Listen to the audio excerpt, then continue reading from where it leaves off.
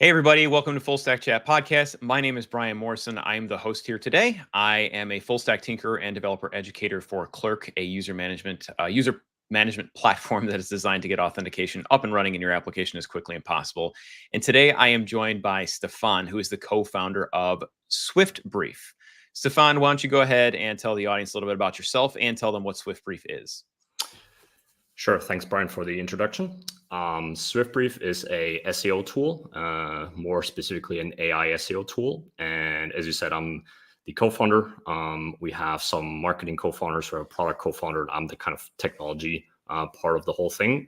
So that is my role, right? So kind of make sure that we execute the roadmap, architect the things correctly. And my background is in VC funded startups, especially in the consumer mobile area, where I work with the founders of King Games in a venture studio. But now I'm doing bootstrapped SaaS, and we have a couple of different bets in a holding company, but Swiftbrief is our main bet right now, and that's what we're here to talk about. Awesome. Thanks for the intro. Stefan, one of the things I like to do on the show is open with an icebreaker that actually has nothing to do with technology, or at least very little to do with technology. So my question for you today, so I like to keep my guests on their toes, is if you had to leave tech and start a food truck, what kind of cuisine would you serve? It's actually not something I've ever thought about. I have a couple friends that I think are kind of getting tired of doing what they're doing, and they're just like, oh, I'm just going to start a food truck. But I think it's also not the easiest thing in the world to do, even though it sounds fun. What's the easiest? I think that's what I would go for. Okay, I'm not sure if it's let's say tacos. That sounds simple enough. I don't know about it, but from my experience. Yeah, you can't really go wrong with tacos. And I've also heard the same thing. I've never been in the food industry beyond a short stint as a server, which I will never do again unless I absolutely have to. But I have heard it's kind of a rough place to be. Okay, so intro Swiftbrief, little AI-powered SEO tool. Let's dive a little bit more into Swiftbrief does. So what kind of problems does Swiftbrief solve for your customers? Yeah. Like what kind of things can they do with your platform? So I touched a bit about the holding company that we have, right? So the thing that bundles all these different projects is the kind of approach that we have to what the product does, which on a wider scope is process automation or process kind of optimization via automation. So what we're doing within Swiftbrief is actually quite a wide range of services that, for example, an agency, like a content agency or an SEO agency would offer. And we basically work with people that have their own agency and have created their process manually via, let's say, Google Sheets. And then over time, they have developed all these calculations, algorithms, formulas to, for example, figure out what's the best content piece to create, that gets the most traffic, but also doesn't run into too much competition based off of what domain you work with, for example, right? Like if you have a very authoritative domain, it can be easier to tap into like high competitive spaces and keywords. But if you don't, then you need to be really, really diligent about finding the right opportunities that make sense. And so that is what Swiftbrief does from keyword research. So surfacing opportunities by just plugging one keyword. We show you a bunch of suggestions and a bunch of basically pages and topics and pages that you can create to either have on your blog, but also to have on if you have a SaaS, a lot of times you will have bottom of the funnel pages, so solutions pages, use case pages and things like that, and tool pages. And we show you a lot of statistics on it. So it's like, what is the traffic? What is the KD, so like how competitive is it, and what's the average domain rating, which is very important when you're going after keywords. And then we go one step further and we help you cluster the keywords. So a lot of times when you talk about SEO, you will hear kind of cannibalization. That means that you create two pages that rank or try to rank for the same keywords. And that's something you want to avoid because you're just spreading resources thin, on multiple pages that should go on one. And every piece of content will cost you, money or, time to produce. So there's cost associated with having two pages, trying to compete with each other. And that is called clustering, where we say we create clusters of keywords that go on the same page. right? So we say all these 10, 20 keywords, they shouldn't be their own page. They should all be on one. And then we help you produce that one page as a brief. So that's something a content agency does very often. They have a strategist, someone that knows SEO very well. They do like the research component to it. So they look at the keywords and they go in and plug all the keywords in, and they say, this is the search intent. So what is the person that's actually searching? What are they looking for? What kind of pain are they trying to solve? What are they trying to know? What are like frequently asked questions? Like what kind of questions do people have that search for this keyword, and all these things. And we use AI to do that research automatically, like AI and keyword data. So we're not just asking GPT to come up with it, but we're combining, keyword data that we pull via an API, and also like now Google Search Console integration. So for your own domain, we can get your own data, and we combine that with the strengths of GPT or other LLMs, right, to create an outline, which is always part of the brief. So the outline is basically, here are all the H2s and H3s and the kind of scaffold for the whole page or article. And we give you, image recommendations, and we pull up all these things that go into a brief. And we're also working now on producing AI content. So some agencies, or a lot of agencies, will work with human writers still, because it still outperforms, like on a depth level. And some prefer to do AI and then just do human editing afterwards to give it a bit of a, better feel and a more human touch, so to speak. And so we're basically starting from, to summarize, we're starting from just, you come with one keyword, we give you a final content piece, and also, we're working on ways to publish that to your blog. So now it's like copy pasting from a Google Doc, because we don't have these publishing connectors, but like going end to end will be the goal. And also another, goal is not to bring even the keywords, but just give us your domain, and we analyze competitors, and we analyze keywords relevant to what you're doing on your domain automatically as well. And then it's just for you to, make sure the strategy is right. Like, what are you trying to achieve? That's very hard for us to foresee, right? But and then grooming the content, but we can also give, content refresh recommendations, etc. So to sum it up, it's like what an agency can do for you, but it costs like XYZ amount, right? That's like a very expensive service, and we're trying to, make that more accessible. And that's something we're doing, across the board also with these other projects, where we, for example, have a speech writing tool that used to be a premium service for the person that we work with. And now it's like $35. Before it was $500 to get a speech written by her. And it just is, automated using her knowledge, and then automating the speech creation, for example. So it makes it more accessible, because the price, is much lower. And it's the same here. Yeah, that's fascinating. I love the use case of AI to kind of do all of these different things for you. It certainly beats out the common, I guess, example we see of using AI. It's just like a glorified chatbot, right? Just asking it questions and getting from some data and responses is it's giving you real world results. And I've worked, being a developer educator, the vast majority of my work is also in writing technical content. And I've had to work with those agencies you're talking about. And you're right, they don't, they're not cheap to work with. And personally, if you ask me, I have no evidence to back this up, but my assumption is they're using AI at some point down the line anyway. So really, you're just kind of paying for a middleman for something that sounds like Swiftbrief can kind of like do for you up front. Now, you had mentioned, and forgive me if I misunderstood this, that Swiftbrief can be used by agencies in order to fulfill this. But is Swiftbrief, would it be usable by somebody? And I'll selfishly ask, like myself, who is a writer, who likes to write online, I write professionally for Clerk as well. But I also enjoy writing for my own blog about different topics that don't necessarily relate to user authentication and management and such. Would your application, or would Swiftbrief be a good step in for someone like me, who's kind of on their own and doing their own thing? Yeah, I think it's an interesting question, because that's something we're grappling with right now, which is like, agencies have the easiest time to understand it, because it feels like home for them, right? They just come in, they're like, oh, here's this, here's that. Okay, that makes sense. Like, I'm going to do it, and I know what to do. And I do think it's useful for you, especially maybe not so much for your personal blog, unless you're creating like what's the goal of the content, right? Is it to like entertain or educate, or is it to rank on search and be discovered? I think there's like a bit of a difference, right, in terms of like where your priorities lay when it comes to that. I think it's not as important to make it like good in Google's eyes, but make it good, just solely good for the reader, right? Ideally, you do both, but you know, when you're just doing a newsletter, you don't pay so much attention to that. It's more like, does this convey the value I'm trying to convey, right?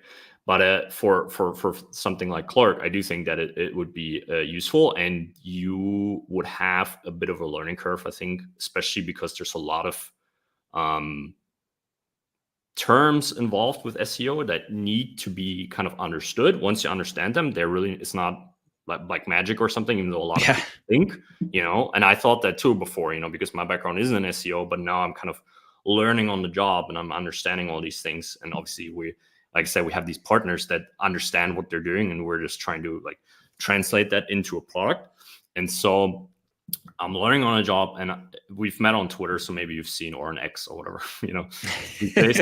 But I am producing like primarily like my whole content is around like SEO now, like what I do there, and just, you know, showing case studies and like what is Swiftbrief doing for us. And we're using Swiftbrief to grow our other tools, you know, from the holding, like that speech generator. 95% of the traffic is organic on that speech tool. So, you know, I'm learning by like executing, right? Like I'm building the product, but I'm also like executing, and I have a partner that, you know, or partners that can steer me in the right direction. And so it's definitely possible, but yeah, there's a bit of a learning curve. And what we're doing is, because we're having quite a hard time to get agencies to really adopt it, because agencies, you must have to understand, have very different value dynamics, you know, when it comes to a piece of content. It's like margin based, right? So like, what is my margin and how much can I spend for, like, let's say one brief, or just like for a brand that is like, their return is measured in what the content does for them and how much more traffic it generates them, or how much more baseline revenue, like, you know, top line it generates them. So there's much more value in the eyes of a brand to use it, rather than agencies that are very sensitive about the cost, right? So that's one thing. And they measure on a per brief level and say like, okay, this is my margin, this is like how much I want to spend out of that. And also with agencies, it's very tough because they often already have an existing process, because I was saying this is an agency process, right?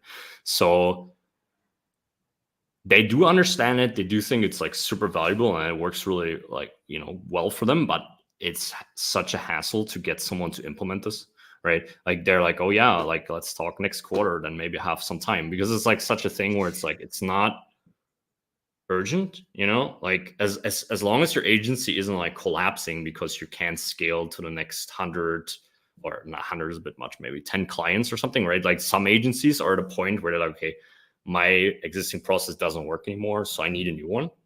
And this is the tool that's going to do it, because it's going to let me scale, right? But most agencies that are working fine and it's working for them, they don't have the kind of pressure to do it. And so it's a tough sell, you know, like oftentimes we'll have a lot of demos and we have a lot of back and forth. And then at the end, it's just like not urgent enough. And I think with brands, it's easier because there's usually less people involved. Sometimes they have an in-house SEO, for example, that is the ideal thing, because then, you know, then they already have some SEO knowledge and they see the value, and they oftentimes, as you said, have worked with agencies before and they kind of understand. But for brands, they have a bit of a different, for them, a brief, which was the main output we had before. That's also why it's called Swiftbrief, right? So that kind of makes sense, is not that valuable. Like they're looking for content. That's why they go to an agency. Like they're looking for results. So the value prop is different. So that's why we were like, okay, we can continue trying to convince agencies to implement this, or we can see if we can get some traction around, you know, content production. And what we're doing now is we're offering a managed service where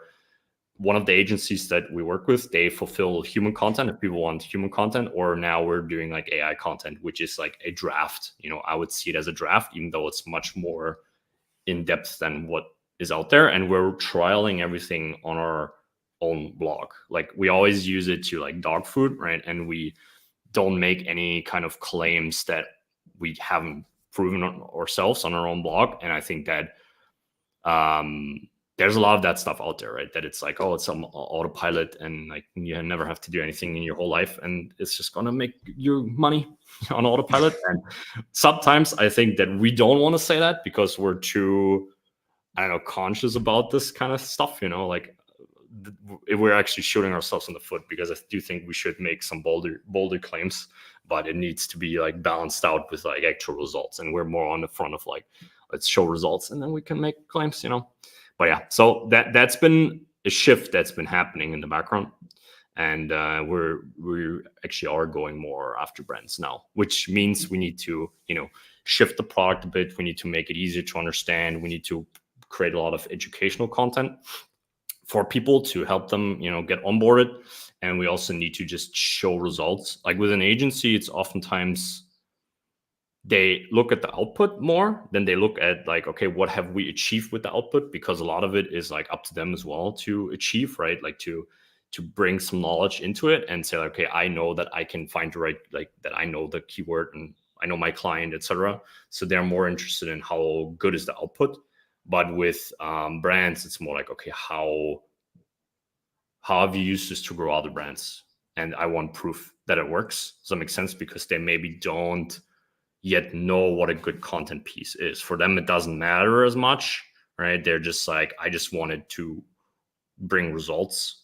Yeah. That's, what they care about. So it's been a lot of like case study generation and content generation is what I was saying on Twitter, right? Or X.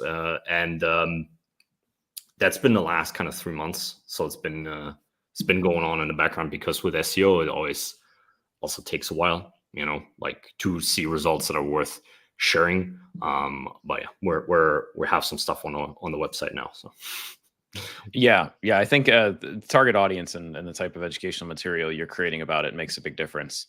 So like if you're going off of brands, like I said, like you had mentioned, case studies I think are a good way to approach. Whereas one of my previous guests was talking about creating more developer focused tutorials because his product was focused around developers.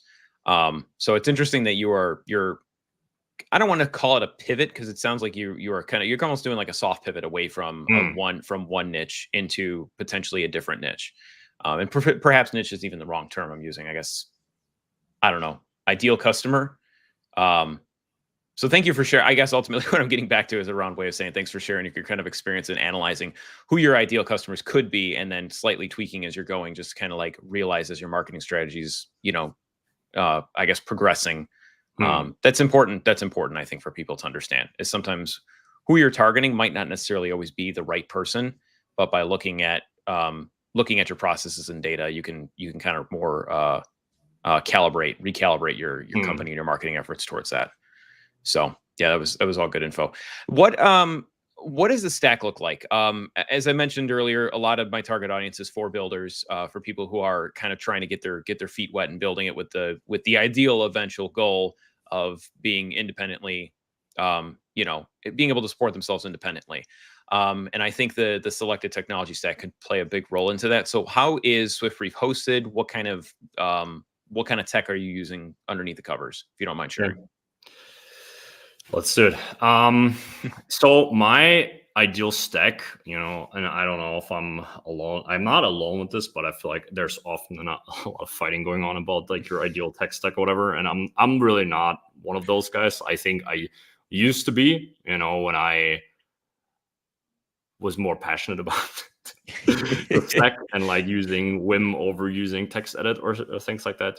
I know there's a lot of holy wars fought over this, but we just adopted what was there, right? I told you before this started, so the people watching don't know, but we actually acquired Swiftbrief from someone else, or just took it over. And he had built it on Next, so it's React, Next.js. And that was also the stack we've used before. So ideally, you just use what you already know, as long as it lets you do that, right? If you're looking to build a web app and you are a mobile developer before, then obviously you need to learn something new. But I think anything that lets you move fast, which is most modern stacks, even Rails, if you're like, we've done some stuff with Rails before. And I think it's a matter of learning the things we talked about as fast as you can, and kind of not put too much emphasis even on the technology part, as long as you're, like not creating new technology. But most people that are makers, they're just using like existing technology to create, like solve a problem, right? That's kind of your core goal, and to do that as fast as you can. And so it's Next.js for the web app. We use that full stack, which on Vercel, which gave us not a huge bill like what we've been seeing, but we hit some limitations around timeouts, because a lot of the things we're doing when we generate the outline, for example, take quite long. So we had some problems there, which made us move most of it to Lambda and the what is it called? State functions, state machines, I think. Step functions, I think, is the official name, but yeah, exactly. Yeah. So it is a state machine, but it's called step functions. So we orchestrate multiple lambdas to run in a row, or run in parallel, to kind of streamline the process and get retries and a lot of insights. I think that what it helps with the most is kind of like identifying where it fails, and the pipeline is quite complex. Sometimes it's 10 steps or more for like one process that's running. So orchestrating that with Vercel is quite tough. I think there's this ingest or something. I've used that for something else that could be a way to solve it, right? They just call the functions. But yeah, I think it's just the amount of context that we give to the LLM and the time it takes to generate. It will just constantly hit timeouts, basically. So that's why we migrated that off of there. We use Postgres for the database, so very simple. We use DynamoDB in some places as a cache, because that's on AWS, and we have the rest on AWS. So just as a key value store, no fancy querying or anything, because that can be a pain in the ass to query DynamoDB with anything that you didn't know upfront you're going to need. So that's something I've learned before, because I adopted serverless quite early. I actually don't know when, 2017, 2016. Yeah, same. Yeah. So I had a lot of trouble. I also adopted a funny anecdote. What was it called? I did iOS before, so like mobile apps, and Swift. No, what is it? The Objective-C replacement. I think that was Swift. Yeah, that Swift. Was the one that had come, I think, in like 2012-ish, somewhere on that time frame. I sat there with like a tiny app, and it compiled for like 5 minutes or something. Crazy. Like it was so slow, the compiler in the beginning. But yeah, that's going on a rant.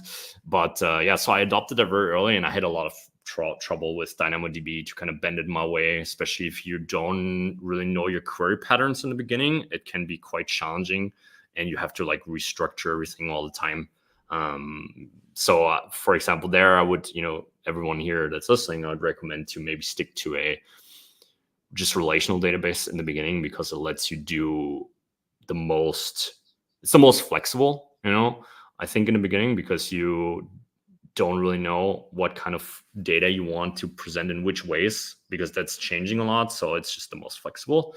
So there's Postgres, and we have a Chrome extension as well. That's just JavaScript, some boilerplate, very simple.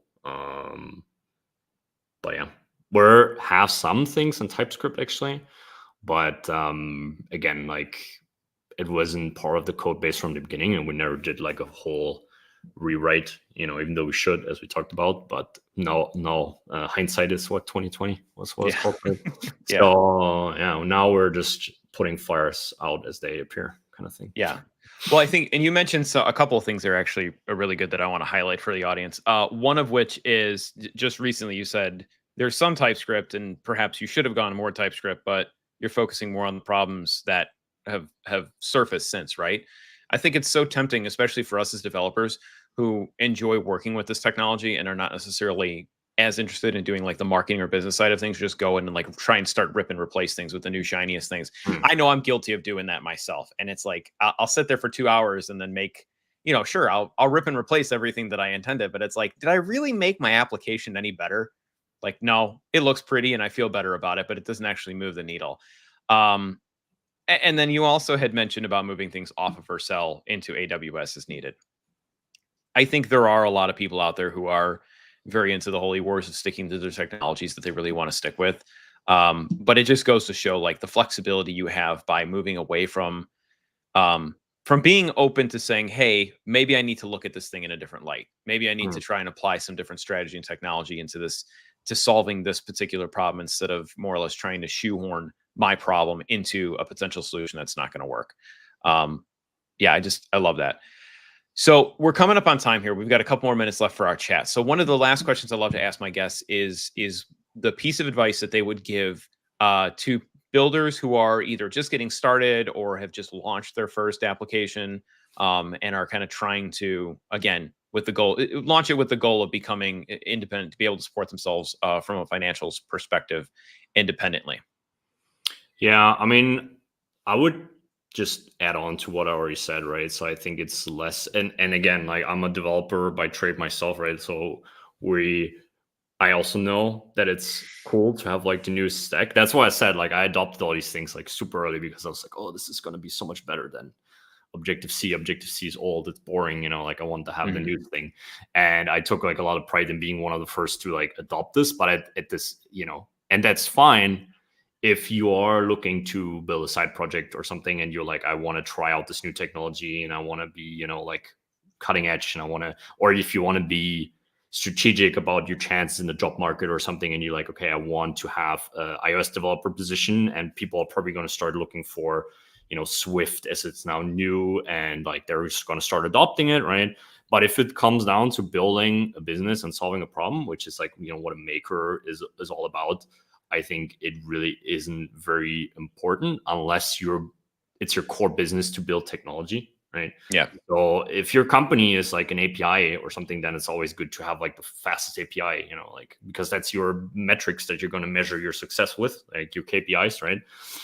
But if it's a SaaS that you can build either with Laravel or something, or Next, or just create React app or something, right? Then it doesn't really matter, because like what matters is there the thing you're building, is there actually a market for it?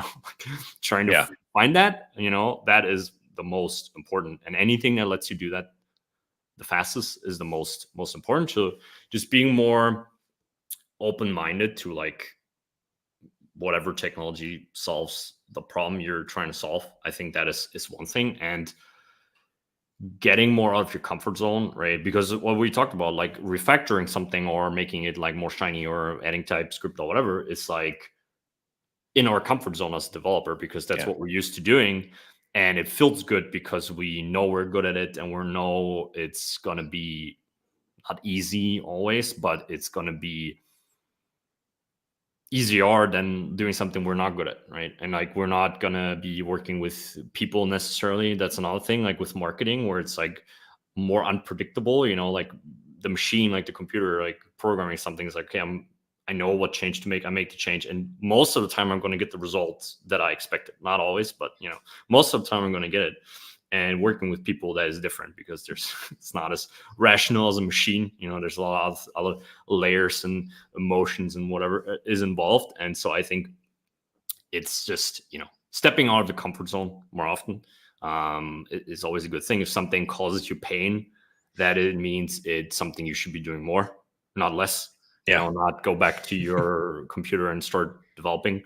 It feels good in the short term, but it's not going to get you anywhere in the long term, kind of thing. I think it's there's this what is it? Easy choices, hard life; hard choices, easy life, or something. There's this saying. I haven't heard that one, actually. That's a good one, though. I like but that. It is, like always, it sucks, in the short term, but it's going to be worth it in the long term.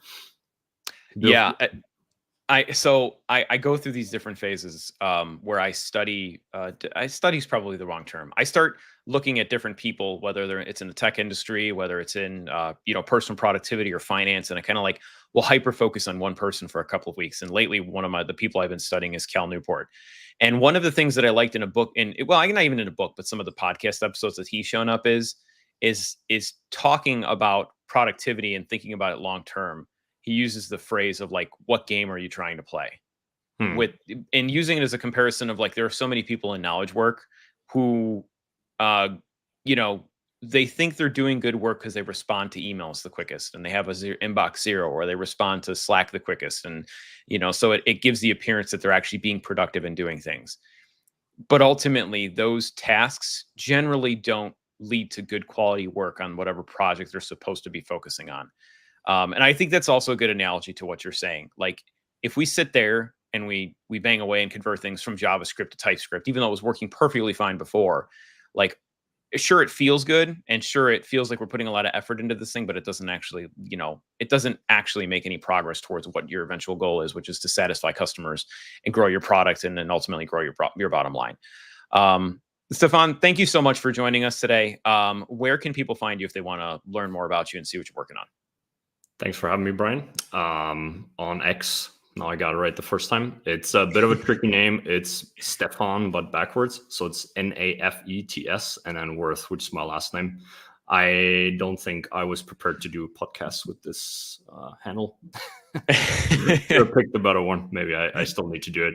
And also on YouTube, I make some videos from time to time. A lot of it is, just, day-to-day building public stuff, but some of it is like advice on how to apply SEO as a maker and things like that. So I started transitioning more into that.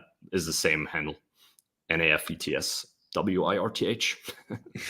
All right, thanks for sharing. If you are watching the recap of this episode on YouTube, the link to Stefan's account and his YouTube will be in the description below. Thank you, everybody, for joining us today to learn more about Swiftbrief and Stefan. And if you're interested in being on the podcast, go to fullstack.chat /podcast/apply.